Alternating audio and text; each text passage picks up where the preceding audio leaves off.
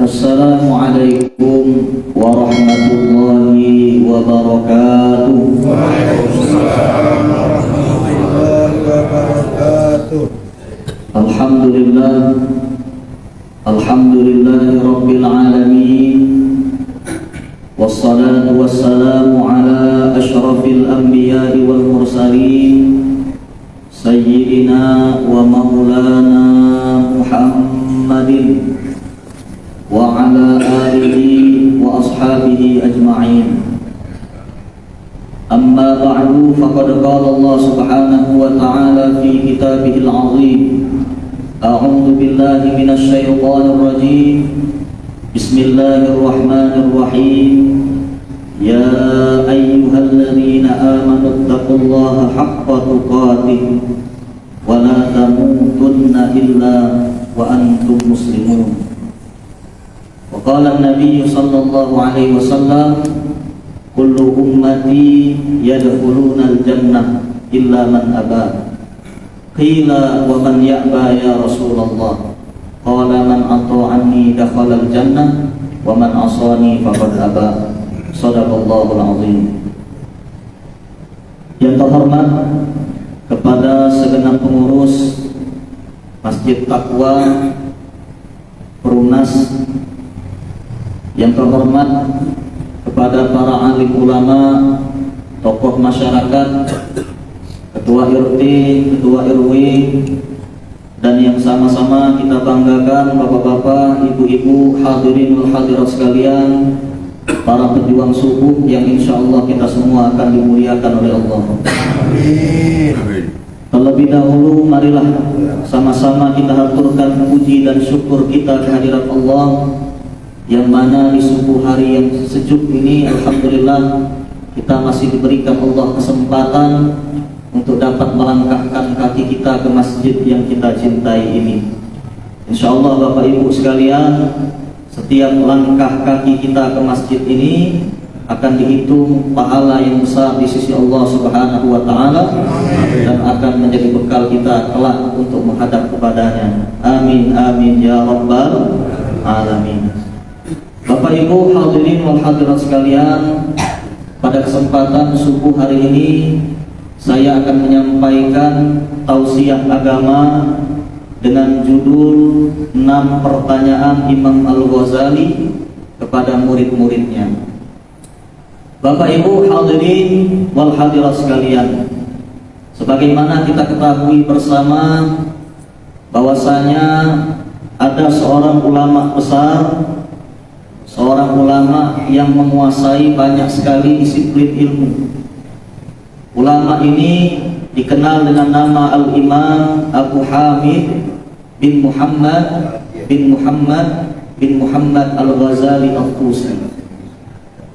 Jadi Imam Al-Ghazali ini masyarul hadirin adalah seorang ulama yang lahir tahun 1058 Masehi dan wafat tahun 1111 Masehi, kurang lebih abad ke-5 Hijriah. Nah Bapak Ibu hadirin rahimakumullah, Imam Al-Ghazali ini memiliki julukan Hujjatul Islam.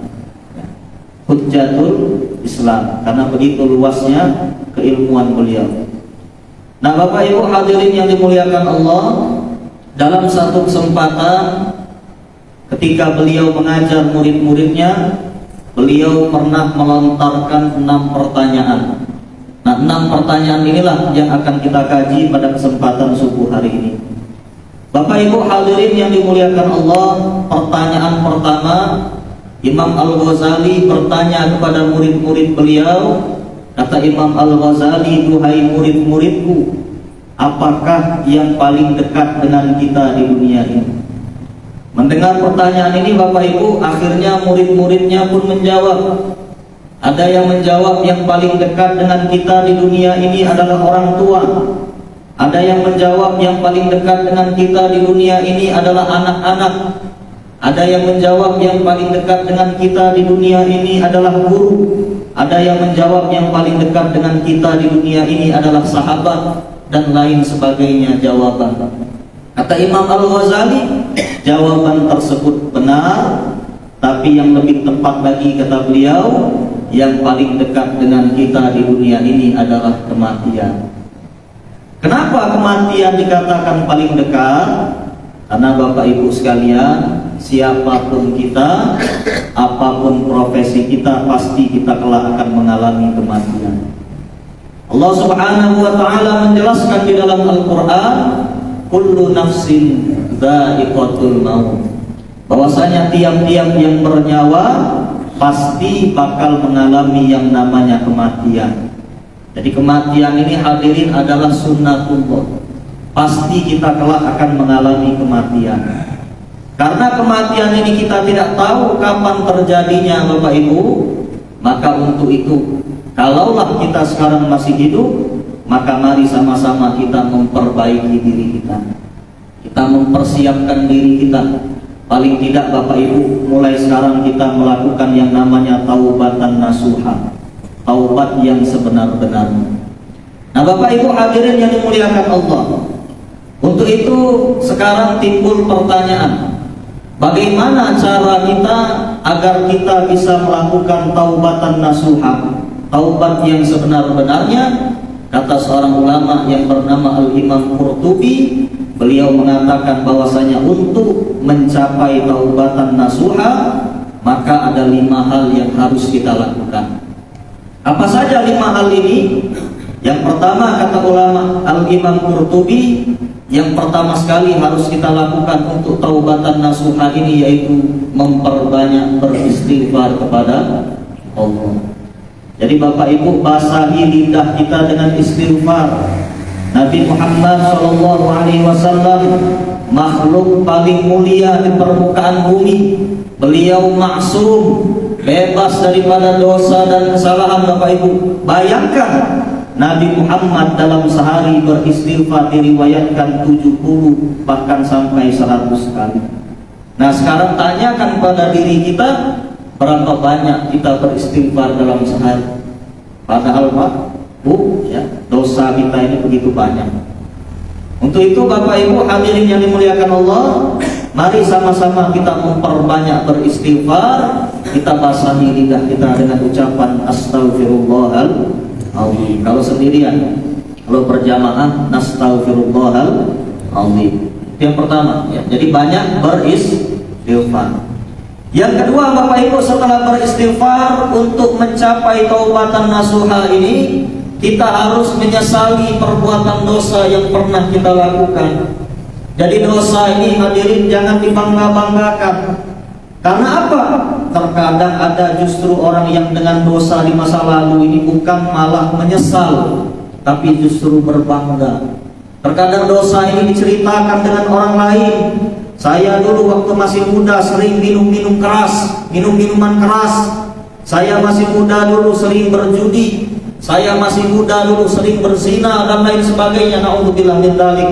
Terkadang dosa ini diceritakan dengan anak, dengan istri, dengan tetangga dan lain sebagainya, seolah tidak ada penyesalan. Padahal Bapak Ibu, yang namanya dosa ini tutup ya. Jangan kita umbar. Kenapa demikian? Khawatir nanti perbuatan dosa itu dianggap enteng, dianggap remeh oleh orang lain, bahkan dicontoh orang lain. Sekarang ini na'udzubillah min dzalik Bapak Ibu, kita lihat di televisi, kita perhatikan di media sosial, banyak terkadang para artis yang justru mengumbar aib masa lalu ya. Tanpa malu mereka mengumbar aib mereka, dosa mereka ya. Padahal Bapak Ibu, hal seperti ini dikhawatirkan nanti bisa dianggap remeh orang lain dan juga bisa dicontoh oleh orang lain, terutama generasi muda. Na'udzubillah tsumma na'udzubillah min dzalik. Jadi dengan dosa ini kita harus ada penyesalan ya. Selanjutnya, setelah menyesali perbuatan dosa yang kita lakukan, yang ketiga Bapak Ibu, untuk mencapai taubatan nasuha, kata Imam Al-Qurtubi, kita harus berjanji untuk tidak mengulangi perbuatan dosa kembali. Jadi mulai sekarang Bapak Ibu, tanamkan tekad di dalam diri kita, keinginan yang kuat. Ya Allah, mulai hari ini aku berjanji untuk tidak mengulangi perbuatan dosa kembali. Jadi usahakan Bapak Ibu dengan kuat, dengan sungguh-sungguh. insya Allah dengan usaha yang kuat ini kita akan diberikan kemudahan oleh Allah untuk tidak mengulangi perbuatan dosa yang pernah kita lakukan. Itu yang ketiga. Selanjutnya Bapak Ibu, yang keempat, untuk mencapai taubatan nasuha, kata Imam Al-Qurtubi, kita harus menjauhi orang-orang, benda-benda ataupun tempat-tempat yang bisa mengajak kita kepada perbuatan maksiat. Jadi Bapak Ibu, tidak cukup ya dengan hal yang sudah kita sebutkan tadi. Untuk tidak mengulangi dosa kembali ini, untuk bertaubat kepada Allah dengan taubatan nasuha, kita harus menjauhi baik itu orang-orang, ya, pergaulan yang tidak baik, benda-benda. Apalagi di zaman sekarang Bapak Ibu, banyak sekali benda yang bisa mengajak kita kepada perbuatan maksiat, ataupun tempat-tempat yang bisa mengajak kita kepada perbuatan maksiat. Kita harus jauhi, kita harus hijrah, berpindah kepada tempat lain yang lebih aman, yang lebih baik untuk kita. Itu yang keempat. Dan yang terakhir Bapak Ibu, yang kelima, kata Imam Al-Qurtubi, untuk mencapai taubatan nasuha ini, kalau ada sangkut paut dengan manusia, maka segera minta maaf, ya, mumpung masih hidup Bapak Ibu. Jadi kita misalnya sekarang ini punya sangkut paut dengan orang lain, entah dulu mungkin kita pernah mencuri barang orang lain, ya, pernah mengambil, merampas, menzolimi orang lain, maka segera minta maaf. Di samping itu ganti kerugiannya, ya. Kenapa demikian? Kalau tidak kita selesaikan di dunia, nah nanti urusannya panjang Bapak Ibu di akhirat. Untuk itu, selagi bisa kita selesaikan urusan ini di dunia, segera minta maaf kita dengan orang yang kita zalimi. Kalau berupa materi, benda, kita ganti. Dengan demikian insya Allah di akhirat nanti kita sudah tidak ada tuntutan. Itu yang kita harapkan. Jadi Bapak Ibu, persiapkan sebaik mungkin kematian kita, karena kematian ini pasti dan kita semua tidak tahu kapan datangnya kepada diri kita. Itu yang pertama. Jadi yang paling dekat dengan kita Bapak Ibu adalah kematian. Selanjutnya masyaallah hadirin, Imam Al-Ghazali bertanya kepada murid-murid beliau, "Duhai murid-muridku," ini pertanyaan kedua. Kata Imam Al-Ghazali, "Apakah yang paling jauh dengan kita di dunia ini?" Muridnya pun menjawab. Ada yang menjawab yang paling jauh adalah negeri Cina. Ada yang menjawab yang paling jauh adalah bulan. Ada yang menjawab yang paling jauh adalah matahari, bahkan bintang-bintang. Kata beliau, jawaban tersebut benar, tapi yang dimaksudkan oleh beliau yang lebih tepat lagi Bapak Ibu, yang paling jauh dengan kita adalah masa lalu. Kenapa masa lalu dikatakan paling jauh? Karena hadirin sekalian, siapapun kita, apapun profesi kita, sehebat apapun kita tidak akan mungkin bisa kembali ke masa lalu. Betul Pak? Betul ya. Jangankan setahun yang lalu Pak, jangankan sebulan yang lalu, jangankan seminggu yang lalu, sehari yang lalu, sejam yang lalu, semenit, bahkan sedetik yang lalu pun kita tidak akan bisa kembali.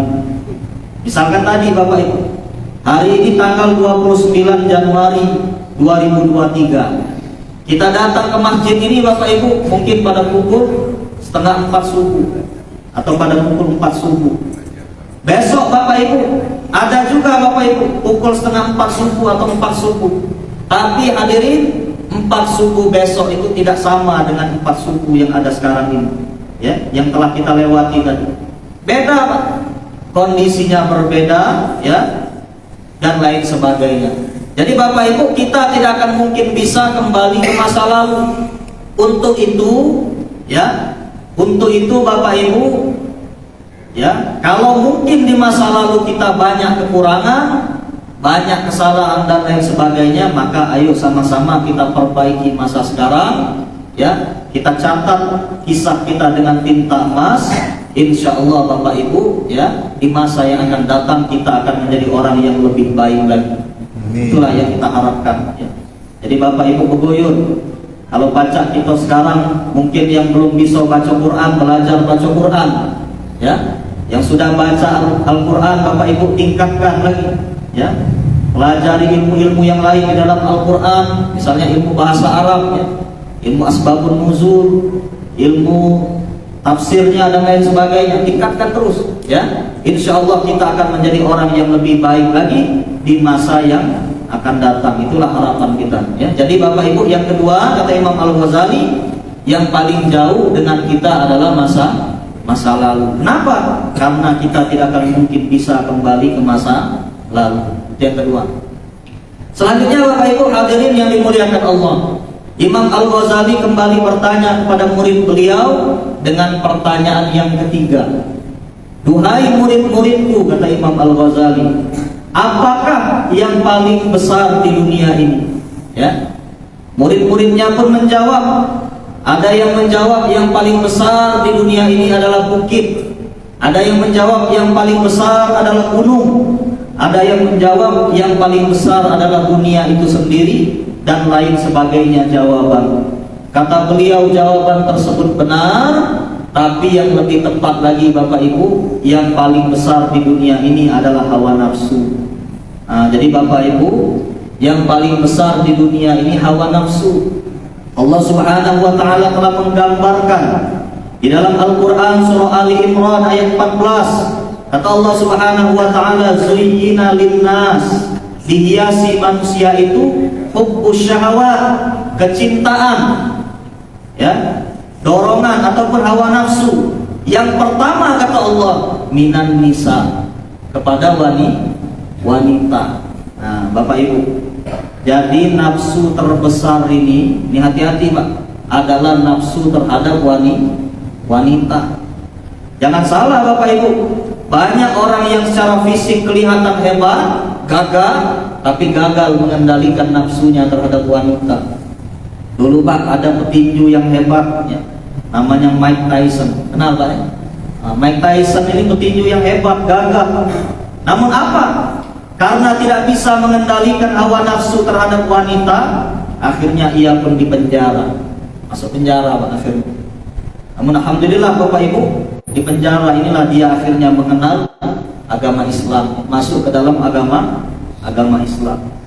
Jadi siapapun kita Bapak Ibu, ini luar biasa berat mengendalikan hawa nafsu. Bahkan orang yang dikatakan ustadz kiai sekalipun Bapak Ibu, kalau tidak bisa mengendalikan hawa nafsu terhadap wanita, banyak nyampah, jatuh, ya. Banyak sekarang kejadian. Nah, jadi hati-hati Bapak Ibu, ya.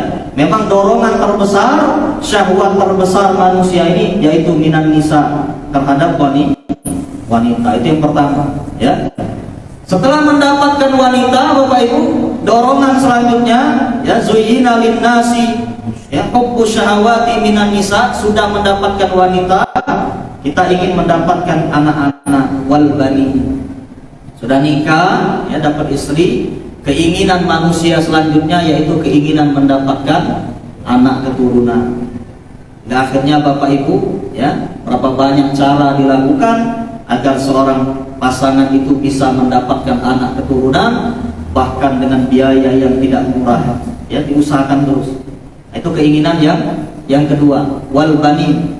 Selanjutnya keinginan ketiga, wal qanatiril muqantarati minadz zahabi wal fiddah, ya. Keinginan kita selanjutnya yaitu keinginan terhadap harta benda yang bertumpuk dari jenis emas dan perak.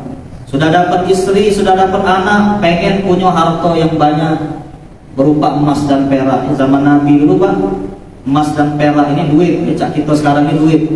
Nah, sudah punya anak, punya istri, pengen punya harta yang banyak, pengen punya duit yang banyak, tidak puas-puas.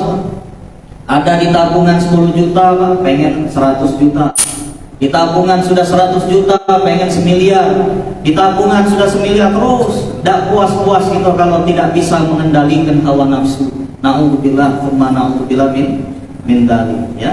Jadi kita keinginan selanjutnya yaitu menumpuk harta benda yang banyak dari jenis emas dan perak. Selanjutnya wal khailil musawwamah. Keinginan kita selanjutnya yaitu keinginan terhadap kuda pilihan. Kuda ini kendaraan. Kalau dianalogikan zaman sekarang ini kendaraan pilihan. Jadi kita udah puas-puas Pak. Sudah punya motor bebek, pengen motor matic.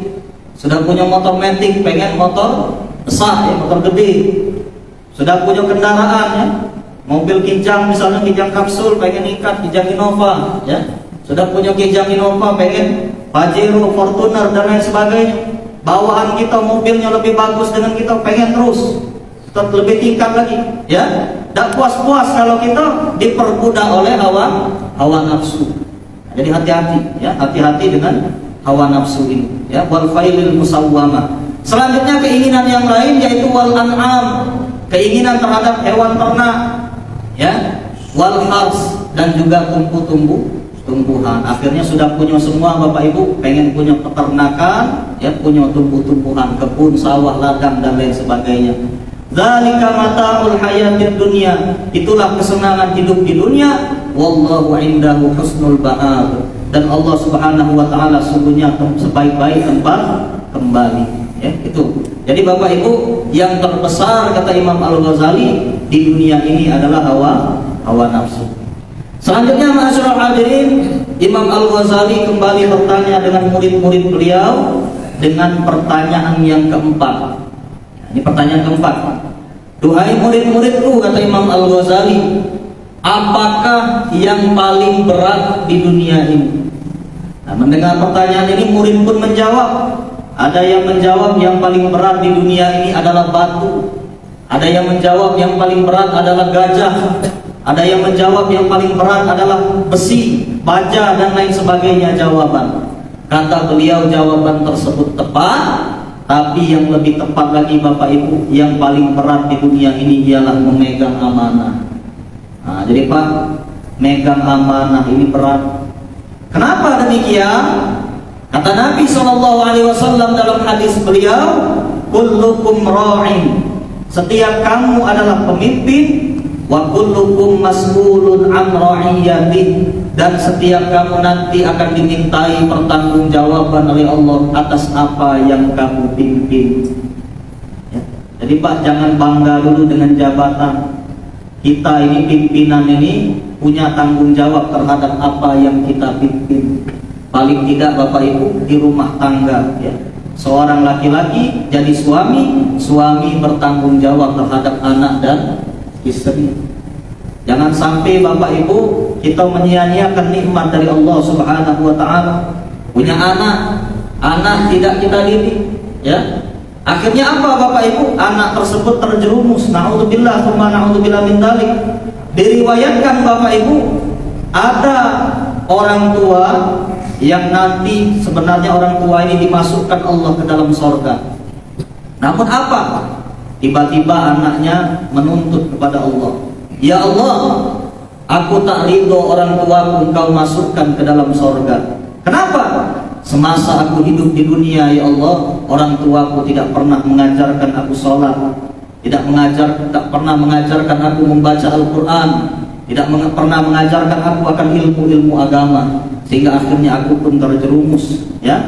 Aku tak ridho ya Allah orang tuaku dimasukkan ke dalam sorga. Akhirnya orang tua ini ditarik Bapak Ibu, dilemparkan ke dalam neraka. Naudzubillah tsumma naudzubillah min dzalik. Jadi Bapak Ibu punya anak, paling tidak Bapak Ibu kita pemimpin di rumah, didiklah anak kita dengan akhlak yang baik, akhlakul karimah. Berikan pendidikan terbaik. Karena kadang Bapak Ibu kita sedih dengan wong tua zaman sekarang. Wong tua zaman sekarang ini Bapak Ibu kalau urusan pendidikan dunia luar biasa, pemodal ya. Giliran pendidikan agama ini susah ya. Anak ini pengalaman Bapak Ibu, kita guru ngaji. Kadang Bapak Ibu ini kisah nyata, bukan ngarang. Kita jadi guru ngaji ini sedih Pak. Murid kita tuh tidak mahal biayanya Pak ya. Anak dulu pernah ngajar ngaji, murid kita tuh bulanannya 25.000. Tidak besar ya. Ada yang 50.000 sebulan, tidak besar. Tempat-tempatnya, tergantung tempat. Nah terkadang murid ini Bapak Ibu nunggak. Ada yang nunggak 2 bulan, 3 bulan, 4 bulan. Bahkan Pak ada dulu murid kita 9 bulan nunggak. Nah ditagih dah rumah. Pas ditagih katanya Ustaz, kelas bayar kan. Di kelas bayar katanya. Nah, jadi Bapak Ibu hadirin, nunggak kamu. Itulah Bapak Ibu di Palembang nih kalau kita perhatikan, guru ngaji itu banyak yang badannya kurus. Sedih Pak, makan hati Pak. Acara namun belum ada orang dari loncat-loncat di kelas. ribut dan lain sebagainya, ditegur gurunya yang salah, ya. Akhirnya anak dulu Pak, karena ngajar ngaji tidak maju, akhirnya nyari cara lain, belajar ceramah. Alhamdulillah Pak, dapat ceramah diundang guru juga badan gitu. Kalau masih ngajar ngaji udah susah Pak gitu Pak, ya. Susah, kenyataan. Ada percaya coba lah, ya. Tidak percaya coba lah. Susah. Nah yang sedihnya Pak, murid kita tadi giliran belajar yang lain cepat orang tua yang ngeluarin duit. Belajar musik, berapa kursus musik? 500 sebulan, luar duit, ya. Belajar ini belajar itu. Kita banding ke misalnya maaf Pak, ya, belajar bahasa Inggris, memang penting Pak bahasa Inggris, ya. Giliran belajar bahasa Inggris tadi cepat mengeluarkan duit Pak, 500.000 sebulan. Ya bukan kita nyalain ke bahasa Inggris, bukan Pak, penting ya bahasa Inggris, ya. Cuman yang sedihnya belajar ngaji Pak, 25.000 sebulan pertunggaan, petakian guru dan ya. Nah susah. Memang nyata Pak, memang fakta, ya. Nah jadi sedih. Belum lagi di sekolah-sekolah kita perhatikan saya itu guru ngaji ini banyak yang tidak sejahtera Pak. Ya, tidak sejahtera. Diundang di sekolah suruh ngajar gaji sekian, guru yang lain kadang besarnya gaji guru ngaji. Nah, tempat kami cuma sekian 400.000 sebulan. Nah, ya, payah. Nah, jadi Bapak Ibu, ini tanggung jawab kita, didiklah anak kita dengan baik karena nanti kita akan dimintai pertanggungjawaban oleh Allah Subhanahu wa taala. Selanjutnya Bapak Ibu hadirin yang dimuliakan Allah, pertanyaan kelima. Imam Al-Ghazali bertanya kepada murid-murid beliau, "Duhai murid-muridku, apakah yang paling ringan di dunia ini?" Muridnya pun menjawab, ada yang menjawab yang paling ringan adalah kapas, ada yang menjawab yang paling ringan di dunia ini adalah debu dan lain sebagainya. Kata beliau benar, tapi yang lebih tepat lagi Bapak Ibu, yang paling ringan di dunia ini adalah meninggalkan sholat. Betapa mudahnya Bapak Ibu, betapa ringannya kita meninggalkan sholat. Terkadang karena begadang di malam hari, sholat subuh kita tinggalkan. Karena kesibukan di siang hari, sholat zuhur kita tinggalkan. Karena kecapean Bapak Ibu, sholat asar kita lewatkan. Karena ngantuk mungkin Bapak Ibu, sholat maghrib dan isya pun kita tinggalkan. Na'udzubillah tsumma na'udzubillah min dzalik. Padahal Bapak Ibu, sholat inilah yang nanti pertama sekali dihisab, dihitung, ya. Sholat ini tiang agama. As-salatu imaduddin. Sholat ini adalah tiang agama. Faman aqamaha faqad aqamaddin. Siapa yang menegakkannya berarti dia menegakkan agama. Wa man tarakaha faqad hadamaddin. Yang meninggalkannya berarti ia meruntuhkan agama. Nah, jadi hati-hati Pak, ya. Masalah sholat ini hati-hati, jangan sampai kita meninggalkan sholat.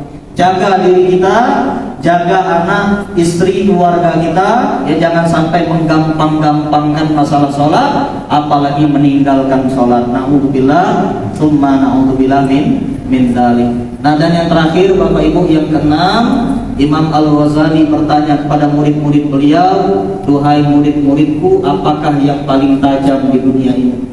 Serentak murid beliau menjawab, "Yang paling tajam adalah pedang." Kata beliau, betul, pedang itu tajam, tapi yang lebih tajam lagi apa Bapak Ibu? Lisan kita, lidah kita. Kenapa demikian? Ya, karena lidah ini sangat berbahaya. Seorang pemimpin satu negara kalau ingin menghancurkan negara lain cukup dengan kata serbu, bisa serbu, hancur negara lain, banyak yang mati, ya. Belum lagi yang lain-lain Pak. Jadi lisan ini sangat berbahaya. Kata Nabi SAW, "Al-muslimu man salimal muslim min lisanihi wa yadihi." Kata Nabi SAW, yang dikatakan muslim itu adalah yang orang lain, muslim lain selamat dari gangguan lisan dan juga tangannya. Nah jadi Bapak Ibu, hati-hati dengan lisan ini. Jangan sampai, ya, karena kita punya lisan ini akhirnya kita menggibah, ya, membuka aib orang lain, menjelek-jelekkan orang lain, mencaci maki orang lain, ya, memfitnah, berkata bohong, ya, dan lain-lain sebagainya. Banyak sekali maksiat-maksiat dari lisan ini. Hati-hati. Lisan ini bisa membuat perpecahan, ya. Sangat gampang sekali Bapak Ibu, perpecahan dikeluarkan oleh lisan. Kalau bahasa sekarang ini hoax, ya. Banyak hoax sekarang ya. Jadi Bapak Ibu hati-hati. Jaga selalu lisan kita. Insya Allah dengan kita menjaga lisan kita, kita akan diberikan Allah keselamatan, baik di dunia lebih-lebih di akhirat nanti. Amin, amin, ya Rabbal Alamin. Nah, jadi Bapak Ibu sebagai penutup kita rangkum sedikit biar agak ngerti Bapak Ibu ya. Jadi Imam Al-Ghazali seorang ulama besar ya, yang julukannya Hujjatul Islam. Beliau pernah bertanya dengan murid-murid beliau. Kata beliau yang pertama, duhai murid-muridku, apakah yang paling dekat dengan kita? Nah, rupanya Bapak Ibu yang paling dekat dengan kita adalah kematian. Jadi yang pertama. Yang kedua, Imam Al-Ghazali bertanya, duhai murid-muridku, apakah yang paling jauh dengan kita di dunia ini? Rupanya Bapak Ibu yang paling jauh dengan kita di dunia ini adalah masa lalu. Selanjutnya yang ketiga Bapak Ibu, Imam Al-Ghazali bertanya, duhai murid-muridku, apakah yang paling besar di dunia ini? Rupanya yang paling besar adalah hawa nafsu. Jihad terbesar ini jihad melawan hawa nafsu. Selanjutnya Bapak Ibu yang keempat, duhai murid-muridku, kata Imam Al-Ghazali, apakah yang paling berat di dunia ini? Yang paling berat di dunia ini adalah memegang amanah. Selanjutnya Bapak Ibu yang kelima, Imam Al-Ghazali bertanya dengan murid-muridnya, duhai murid-muridku, apakah yang paling ringan di dunia ini? Yang paling ringan adalah meninggalkan sholat. Dan yang terakhir yang keenam Bapak Ibu, Imam Al-Ghazali bertanya kepada murid-muridnya, duhai murid-muridku, apakah yang paling tajam di dunia ini? Yang paling tajam adalah lidah. Semoga Bapak Ibu kita terus bisa memperbaiki diri kita, sehingga nanti insya Allah kita semua akan dimasukkan Allah ke dalam surganya. Amin, amin, ya Rabbal Alamin. Demikianlah Bapak Ibu sedikit ya tausiah kita pada kesempatan subuh hari ini. Sebelum kita tutup, silakan kepada Bapak Ibu yang punya pertanyaan kita buka tanya jawab. Silakan Bapak Ibu.